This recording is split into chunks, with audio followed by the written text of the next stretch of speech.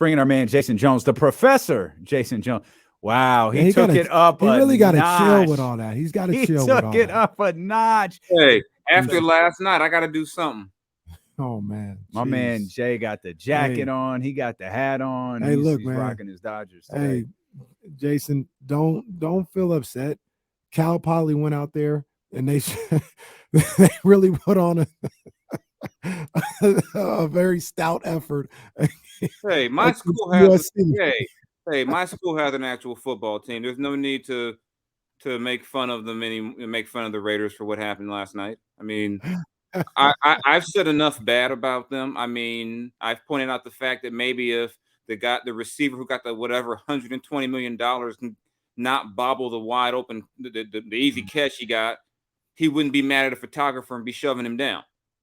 Hey, maybe if Hunter Renfrow didn't self-destruct late in the game again, maybe he wouldn't be here. The thing about it, I don't know if you heard it, Jason, but I did say, like, I get the jokes off. You know, I'm gonna get the jokes off. But I feel like the Raiders, number one, the season's not over. No, they got a lot of talent on that roster. The schedule is gonna get a little favorable, and I even thought last night, like, I wasn't necessarily surprised that they had an opportunity to win because I feel like they have the firepower to match up with a team like Kansas City, and you'll see them again. You'll see them in Las Vegas. I don't think that's a mismatch in the fact that, like I said, the Raiders can go point for point with Kansas City. I think it might be a mismatch on the sidelines, but that's a different story. What'd you think of that 2-point conversion? I didn't like it with over 4 minutes to play. Yeah. I didn't, everyone's saying, well, you only say it because it didn't work. Well, duh. I mean, it didn't work. Yeah, I know it didn't work. And sometimes you can do something that you shouldn't do and it doesn't work and you get lucky. Like, I think Brandon Staley is the luckiest guy in the world sometimes. Ooh, for real. I mean, and as one of my buddies who's an agent told me, analytics is an excuse nowadays for guys to justify bad decisions. I mean, we saw Harbaugh do it in Baltimore. Well, the analytics say if you don't kick the field goal, they now have 4 downs. And the whole idea, well, the Raiders couldn't have stopped them anyway. Well, they were a weird holding call from stopping them on the last drive. So it's 4 minutes to go in the game. I didn't like it, and I'd rather be tied than be down a point. Yeah. Right. I mean, I'd rather be like, okay, if they don't get it, they go to overtime and say, okay, they lost. I mean, it's just, and I look at 3 of their games where Josh McDaniels has made some very weird decisions. And all their losses are close. I mean, they're not getting blown out. Right. I mean, and there's every game you go, why in the world did you do that? And even the game they won, he did the onside kick in the second quarter and gave, I mean, you can just point to every game where a decision gave the other team points. Yeah. And that's what I was talking to my buddy last night, and we were talking about on the show today as well. In that decision to go for 2, like, if you don't have confidence in your defense, like, you're not going to stop them whether you're up by 1 or whether you're tied anyway. So just take the point. Like, right. I said, either way, you need to stop. Yeah. It wasn't like if you got 2-point conversion, the game was over. So I don't like the rationale of, well, you couldn't stop them anyway. It's like, okay, if you're up by 1, they still can beat you with a field goal. Right. So I mean, it doesn't change. And someone made the point to me, well, Andy Reid went for 2 and didn't get it. I'm like, but still, even with I wouldn't have done that if I was Andy. Season 2. Yeah, I wouldn't have. I'm like, that's the only upside for Andy was that they couldn't lose with 7. Right. But that wasn't a good decision. Right. I was like, why are you trying to go for 2 when you can be up 8 and make them have to get the TD and get 2? And even then, that makes more sense. Like, if you make it 9, you make it a 2-score game, a true 2-score game, as opposed, like, I could see if they were up 6 and he decided not to kick the field goal and try to go 8, like, that would be silly. I get the rationale. I get it. And sometimes it works out for you, but I mean, it's just, I'm sitting there going, when they're up 17-0, I'm going, they're going to lose this game probably. I mean, you look at defensively, everything they were doing right. Like Chandler Jones gave us his 3 good possessions. It's 3 good series, and then I mean, I think somebody tweeted it. They've got someone tied for the lead in sacks. Devontae, even for all what Devontae's not doing, he's in the top with 7 or 8 in receiving yards and touchdowns. And I think Jacobs is like 1 or 2 in the league in rushing, and they're 1 and 4. Wow. And I know that the Derek Carr haters will blame. They were trying to blame Derek Carr for last night. I'm like, you're blaming Derek Carr? I mean, he put the ball right in Devontae's hands. Devontae bobbled it. Mm-hmm. He catches that cleanly. Carlson kicks a field goal. Probably they go home and they win. So I mean, but when you lose, when you're 1 and 4, you get nitpicked at. But the schedule does get better. And season's not over. I mean, Kansas City is not. This is not the Kansas City of a couple of years ago where you said, "Oh, there's no touching them." Yeah. I mean, it's not over, but gosh, they just really like to make it rough on me. Oh, you got the Padres and Dodgers tonight, hopefully to make it up. Let's go, Machado. Let's go, Machado. Wow. Okay. Boy, Juan Soto, my boy. We own. Dodgers own the Padres. They see the Dodgers. They see the Dodgers. They just stop hitting. That's my boy Julio going. My boy Julio going tonight. Julio, bad boy. I got Julio going. I feel good about this, and all I know is that they better finish the deal because I don't want to hear about 111 wins and they lose in the doggone division. Well, I'll be the first to tell you. Very much will. We were talking about the Redeem Team documentary a couple of minutes ago. I know you were at the premiere of that. We talked a little bit about it last week, and I feel like you mentioned this, but after watching it, were the interviews done before? There's obviously Doug Collins wasn't, but were the interviews done before Kobe passed? I know Dwayne, not all of them. Okay. I know Dwayne's was done after Dwayne's was done March of 2020, so not all of them. I felt like you could kind of tell like which one by the way that they were just talking about Kobe and they were talking about the incident. They were talking about it almost matter-of-factly, whereas Doug Collins obviously had a very different reaction to talking about Kobe in that moment, when they won the gold medal. But I thought the whole piece was extraordinary. Yeah, they started the process in December of 2019. So, Kobe passes in January of 2020. So, yeah, a lot of those guys, when they did talk, Kobe had already passed. I mean, I said between that and watching the end of that Lakers Hulu doc, I'm just like, I thought I don't want to be crying. So let me just go ahead and just, I mean, and it's the reaction. I know when I first watched the doc, the thing that jumped out to me was the Kobe stuff. And then to see other people watch it and say, wow, I had no idea Kobe meant that much to those guys. They had no idea what Kobe meant to a LeBron at that stage, or even Dwayne. When I talked to Dwayne in LA, he said people forget those guys were still real. Dwayne had won a title, but he was still really young. Relatively speaking. The only real vet guys they had on that squad were Kobe, Tayshaun Prince, Michael Redd, and J Kidd. That's still a lot of young guys. Young Dwight Howard, young Chris Bosh. It was a really young group, and from the story about they're coming back from the club and Kobe's going to the gym, or the Pau Gasol story.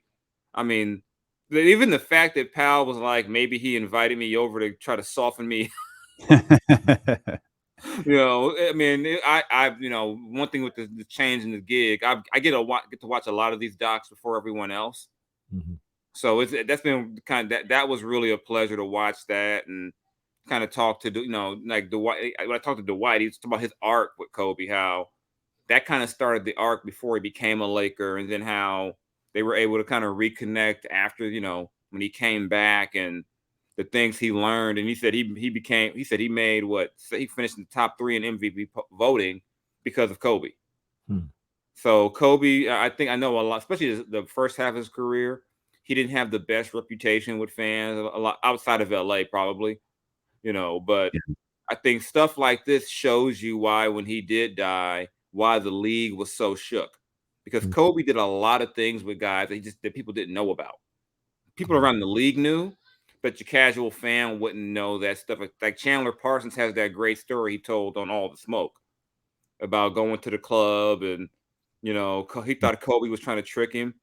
And then at the club at the end, the waitress comes and says, "Mr. Bryant told you to asked for you to sign the receipt for him." So he took care of him all night, So there's a lot of stuff like that about Kobe. We're learning later. It's just sad that as he began to kind of come into his own, we lost him and we didn't get to hear all these stories. Yeah. I talked about it yesterday, but it always resonates with me, especially in that gold medal game where you had some of the greatest players to ever play the game. It's not their era. These are some of the greatest players to ever play. And they all looked at Kobe like, come on, save us. Like that's crazy when you think about it. The greatest players are like, I need this guy to bring us home. Dwayne had just won a Finals MVP a couple of years before that. People, I mean, these weren't a bunch of scrub players, right? And they were like, come on, number 10, take us home now. Yeah. And then the fact they all, Carmelo, all those guys looked to him to lead them home. Yeah, it was a fascinating look, and I think just the circumstance made it to where that's how the story had to be told about Kobe. But it was definitely. I haven't met one person who didn't like the doc. Yeah, I still got to check it out. There's a great. The Pau Gasol story is tremendous in that first game against Spain, where he runs through his chest on the pick and roll. But there's another story I heard that, and I don't know. I know the story's out there. I don't know who told it, but after that game, headed into training camp, Kobe, of course, the first person at training camp, and he takes that gold medal that he beat Pau Gasol for, and he puts it in Pau's locker. He goes on about his business, and Pau comes over like, yo, and obviously Pau very prideful of his country and the whole thing. Like, yo, what the F? And he's MFing Kobe and all of this other stuff. Kobe looks at him and said, we lost in game 7, or we lost in the NBA finals, and you just lost the gold medal. How much longer do you want to keep losing? And walks away. Pau puts the gold medal back. He's MFing Kobe. He's cussing him out. And then Pau goes on to have the best year of his career that year. Yeah, Kobe's leadership, I mean, it really evolved. It really evolved. He learned how to connect with teammates. He learned how not to be that guy that didn't speak to anyone. And they don't win those 2 titles if Kobe doesn't figure that out. Yeah, for sure. Hey, Jay, we haven't had a chance to talk to you about the topic of the NBA for the last 5 days. Draymond Green, Jordan Poole. Your thoughts on everything about that? Draymond, his response afterwards, the fact that a lot of people feel like the only reason he came out is because the tape came out and all this other stuff. What was your whole read on all of it, man? Well, the tape coming out changed everything. I think. I mean, there have been practice altercations since there's been practices. I mean, I was at a Kings shoot around and 2 guys got into it sitting next to me one time. It wasn't like a fight, like an actual fist. It wasn't like that, but I'm sitting.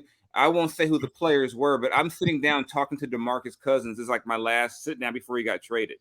And I'm talking to Cuz, and he's looking. His eyes get big. We turn around. 2 guys are rolling around on the seats at Staples Center. And I'm like, what in the world? You don't have to text me who the hell this was. And I'll text you who it was. It was hilarious. It was like, what in the world? They weren't throwing fists, but it was like you got. I'm like, what are you? And Cuz just started laughing. He was like, this is silly. Like, what are y'all doing? But these things happen. But the video changes everything. And I think there's a couple of things about it. It's like the moment that I don't know how many fights Jordan Poole's ever been in his life, but the moment that Draymond walks up on you and then you push him, you can't. You got to know what's coming. And I'm not justifying. I'm just pointing out this from an optic. I'm like, Jordan did not think Draymond was going to hit him, and Draymond hit him like he's been waiting to do that since last March or something. Yeah, it feels like there's a difference between the Sacramento Kings scuffle that you just described. And there's definitely a difference. There's definitely a difference. There's between the whole story where say Hassan Whiteside body slam Cuz in practice. I mean, there's a difference. I mean, there's one thing for guys to scuffle. That happens all the time. But to have basically a team captain, a team leader, hit another teammate with a closed fist in the face, you just don't get that. Yeah. That's just not the norm. Yeah. And I think until the video came out, I'm still surprised. I'm still surprised the video got out. I'm like, someone's losing their job for that. So I'm like, like I said, someone in that organization hates Draymond because they wanted that out. They wanted everyone. I think after the presser with Bob Myers, and they're saying, we don't think he'll miss any time over this. It felt like someone said, "Oh, he's going to get something for this," because someone was really bothered by what happened. And the stuff Draymond said at the presser didn't surprise me. And it's weird for me because I was just with Draymond 3 weeks ago. Had a great time with him. When you're around him, it's hard not to like Draymond. And it was just sad and disappointing that would even happen. I mean, it's not like Draymond's 23 years old. It's like he's a rookie. Mm-hmm. You can't do that. You just can't. I mean, you can't do that. And yeah, the video getting out made it worse. But if you don't do that to Jordan Poole, there's no video to get out. Yeah. I think a lot of times people focus on, well, how did they get out? I'm like, yeah, that's a question. But if that doesn't, I mean, even the shove from Poole didn't warrant that. I mean, Draymond initiated the contact when he walked up on him. Jordan's got him on, that didn't warrant doing that to him. Do you think that it kind of crossed the line as far as being able to come back from that? Because you hear a lot of people say, "Oh man, we see fights all the time in practice," but they don't always talk about the aftermath. Yeah, you may see them all the time, but what if things are different after that point? What if things have changed? What if there's a lack of trust? Do you think that it got to that point, or is it just a situation where they can figure it out and move forward? I think the video makes it where it's tough because it went from an altercation to where essentially we saw Jordan Poole get embarrassed. Mm-hmm. I think I was watching Shannon Sharp talk about it, and I thought about it too. Imagine some of the trash talk Jordan's going to hear if he tries to get in someone's face. Oh, you didn't do it to Draymond. Yeah. So now you want to run up. You didn't run up on him, and that's not to diminish Jordan or to say that Draymond was right. I'm just saying now that Jordan basically got humiliated in front of all of us. Yep. The way you see his body fall back and all that. I mean, that's embarrassing no matter how you slice it. And I don't say it's embarrassing to in any way put down Jordan Poole he's Red and Friday now. Yeah, exactly. When he's already a meme. I already he's a meme now. Somebody put the thing of the 2K thing where they said the new updated 2K, they put a black eye on him. Oh, come on, man. I mean, that stuff is not going to go away. And every time they're on the court now, there's going to be, say they're playing a game and Jordan makes a mistake defensively and Draymond says something to him. Everyone's going to be watching that. Jordan might haul off and punch him. Because catch me off guard again, son. Go ahead, talk to me crazy. You ain't catching me off guard again. Yeah, part of me said, Jordan, y'all got to fight. I mean, and I'm trying to remove myself from that mentality. But part of me says that's the only way this thing gets right. But even then, Draymond's bigger. I don't think in a fair one, Jordan's going to beat up Draymond Green. Right. Yeah. I think our guy Marcus Thompson wrote about it. He was like, if this was Mosswood or somewhere, either Jordan would get him back or one of Jordan's homies would get him back, and that's how we'd handle it. But this is not, this is not Oakland. This is not, Oak Park. This is not long. This isn't a playground. Right. So you're going to have real emotions, and it's not just Jordan. I think that affects all those guys. I mean, there's a reason why when that first report came out that essentially tried to say that Jordan had been acting weird with his new deal, expecting a new deal. There's a reason why Andre Iguodala jumps out immediately and says, we're not going to trash Jordan Poole. Mm-hmm. That we're not going to say it was his fault. So it's not just between, I think all those guys are looking at Draymond like, well, dang, you get mad at me. Am I next? Yeah. You're going to hit me. Next time Draymond get in anybody's face, it's going down. Yeah, I don't think Draymond gets that chance. I don't think so. I don't think Kevon Looney gives him a chance to get that close now. Right. Yeah. Right. I don't think he gets to have a KD on the sideline situation again. I just think and I wonder how that's going to affect him as a player because he's so big on his emotions. Does that change how he plays? Can he be the same guy? I think there's gonna be some time to mend it. I know one of the guys I know who works over there. He said as long as they win, things will get better. Mm-hmm. But I think if there's any struggle, I mean, they're going to get they're already under scrutiny being the Warriors. But now everything. I mean, this is not the first time it's been a situation with Draymond and a teammate. We had the whole KD thing. People out here in the Bay still blame Draymond for KD leaving. Mm-hmm. So I mean, some of the people I know who are Warriors fans, their reaction was, "You already cost us KD. You're not going to cost us." What if Jordan Poole goes in there and says, "Trade me. I'm not signing an extension." If that guy's here. Mm-hmm. I mean, there could be ramifications, and the Warriors have to think about that. But trying to move Draymond, what he does only fits in certain situations.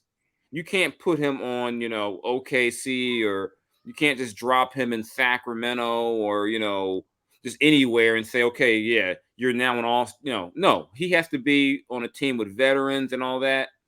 Your market for moving him is not easy. And then the whole joke is he's just trying to get with LeBron because they're like besties. Yeah, I don't think that's a joke. No, that's the real. I don't think that's a joke at all. He either gonna be for the Warriors or the Lakers, and that's it. That's and how I don't see Bob Meyer saying, you know what, we'll take Russ and some other stuff back. Yeah, ain't no way. Ain't no way. Jason Jones, I believe, live from the Jason Jones Daycare Center. I'm not 100% certain. Oh, I have some kids who are angry, so yeah, don't worry. It's always something with me, One time it's the crazy, people, want to, basically have a sideshow outside. It's always going to be something. I think you had a drag race outside. Yeah. I've had some. Yeah, like I said, my life is never boring. I'm at a George Clinton birthday thing. That's yeah, there's not a lot of dull moments with me. I know a lot of pretty cool people. And you're back to covering the Kings. The J Street Vibes podcast is allegedly back. Mm-hmm. I don't know if it counts as me covering them. No, it counts. You're doing 10 podcasts a week. It counts. Doing a podcast at breakfast, lunch, and dinner. That's what I've heard. Yeah, it's like, okay, breakfast podcast over, and lunch podcast. I'm gonna check things out though, because even the Athletic still borrows me every now and they still borrow me every the Kings thing. Hey Jason, what are you doing? I'm like, nothing. Watching wrestling. Okay, well, by the way, could you go ahead and tell us what you think about the Kings? I'm like, all right, no problem. Well, look, Jay. Now you see we're in our luxurious studios. When you come up from one of these games, come up a little earlier and then come in the studio, man. I'm gonna come through. I'm gonna come through. Because the studio's right by the arena. Oh, that's perfect. Okay, that's perfect. Yeah, save on gas. Gas. I'm lying to you. It's right by the Rockland Arena. I'm lying to you. It's nowhere near the arena. Oh, so I got to get on business 80 to get there. Yeah. Oh, I got to come up way early. Then I got to be like back in the day when I was covering the Kings, where I'd come up like at 12, bring my gym bag, go work out. That's it.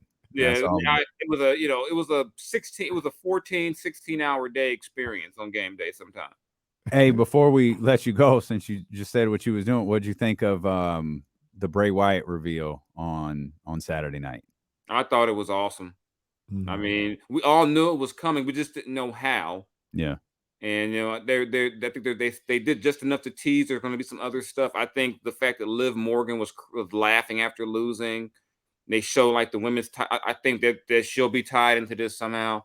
I think it's gonna be fun. I'm now a part-time wrestling writer anyway, writing about AEW today. So yeah, I saw that. Yeah. So yeah, I'm I do movies, documentaries, wrestling, shoes, whatever you need. I've got. You literally have the dream job. Yeah, seriously. Yeah, I mean, I cannot. Yeah, but as Dwayne Wade told me, he's like, "Oh, you covered the Kings for 12 years. That explains the gray in your beard." He's like, damn. And I was like, and everybody from the NBA is like, "Oh, you covered them for how? Oh God, I'm sorry." Yeah, well, and I'm like, now you're gonna have a playoff team to watch and come down here and do the podcast about. The only thing I want to say this, before you go. The only thing because I thought the Bray Wyatt thing was crazy. Thought it was dope. I kind of wish he would have came in feuding, like snatched Riddle up and took him to the Playhouse or something like that. Yeah, that would have been just Playhouse. That way you end the Seth Rollins chapter, and he just. But the problem is that even if you try to cast him as a heel, everyone likes him. Right. Yeah, it's hard to cast him. Maybe I don't know what they do, but I mean, I like that they're bringing some of these people that Vince ran off. They're bringing them back, and it's made for much better shows, and there are a lot more. I think we're past the days of, hey, there was a premium live event on Saturday. Let's go ahead and have a rematch of every match we just saw. Yeah. Jason Jones, The Athletic, in soon to be J Street Vibes. Chill with that, bro. Chill. Dodger gear on. Chill. Good luck tonight. Yes. Julio. Calm down. We appreciate you, Jay. Right. Thanks, man. All right, take it easy.